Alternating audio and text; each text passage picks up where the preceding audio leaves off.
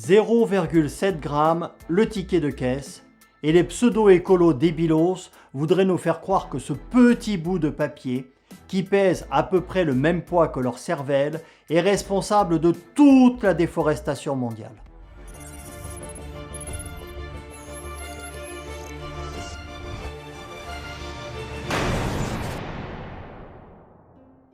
Bonjour à tous. Tout d'abord, merci pour l'accueil que vous avez réservé à ma dernière vidéo et pour vos bien sympathiques commentaires. Je m'attendais à ce qu'elle fasse 1000 vues en 6 mois et elle en a fait plus de 8000 en 4 jours. Donc merci à vous. Alors je vous prépare bien entendu des vidéos sur l'automobile, dont 2 qui vont un peu, à peine, agacer les écolos hystériques, mais j'ai eu très envie de vous faire 2 autres vidéos hors sujet, quoique, dans ce 21e siècle de l'asservissement et du contrôle permanent des peuples, il y a quand même un lien entre tout ça. La fin débile des tickets de caisse, qui était prévue au 1er août, semble avoir été repoussée à on ne sait quand, car comme toujours avec nos chers gouvernants, on commence par stresser les gens, on les brime, on les laisse respirer un petit peu et on leur replonge la tête sous l'eau. Ce qui semble ne pas déranger grand monde, car 78% des 18-34 ans se diraient prêts à ce que l'État décide pour eux du nombre de voyages qu'ils auront le droit de faire en avion dans leur vie. Rien que ça. Mais dans leur grande logique, pour 54% d'entre eux, ça reste quand même leur moyen de transport préféré. Ça me rassure, car c'est le mien aussi, et il est loin d'être aussi polluant qu'on le prétend. On aura l'occasion d'en reparler très bientôt. Bon, après les sondages, on leur fait dire un petit peu ce qu'on veut. Entre autres, que plus personne ne demande son ticket de caisse et que ceux qui le font sont des marginaux et des attardés mentaux ou sociaux. Comme moi. Un ticket de caisse, c'est en moyenne 1 gramme et je vous mets à l'écran le poids vérifié de quelques emballages ou suremballages. Premièrement, il faut savoir qu'il y a en moyenne 8% d'erreurs sur les prix pratiqués en caisse. Oui, c'est énorme. Et moi, j'en détecte toutes les semaines en faisant mes courses.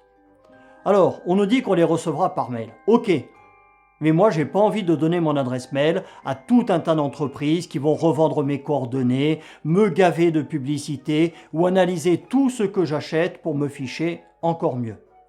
Je vous conseille d'ailleurs de regarder l'excellent reportage, je vous le mets là, Ma femme a du crédit social, c'est édifiant et on y arrive à grands pas, je vous le dis. Surtout avec une grande partie de la population qui semble prête à accepter tout et n'importe quoi. On nous dit que ça fera 165 000 tonnes d'économie de papier par an. Ok, à 1 gramme le ticket et 68 millions d'habitants en comptant les bébés, les impotents, tout ça, ça nous fait 2,4 kg par an et par habitant, donc 2400 tickets par an ou 6,5 par jour en comptant les dimanches et les jours fériés. Moi perso, je dois en avoir maxi 5 par semaine, les années bissextiles et encore. Donc déjà 10 fois moins que ce qu'ils disent et au moins 1000 fois moins que tous les suremballages totalement inutiles que je mets à la poubelle. Et si on compare aux 162 kg officiels de papier consommé par an et par habitant, c'est peanuts. Et je ne parle même pas des millions de tonnes de carton ou de papier que tout un tas d'entreprises jettent. Allez voir derrière les dépôts, c'est édifiant, alors qu'un carton pourrait être réutilisé X fois. Moi le premier, j'en récupère pas mal pour mes envois ou mon stockage à la maison.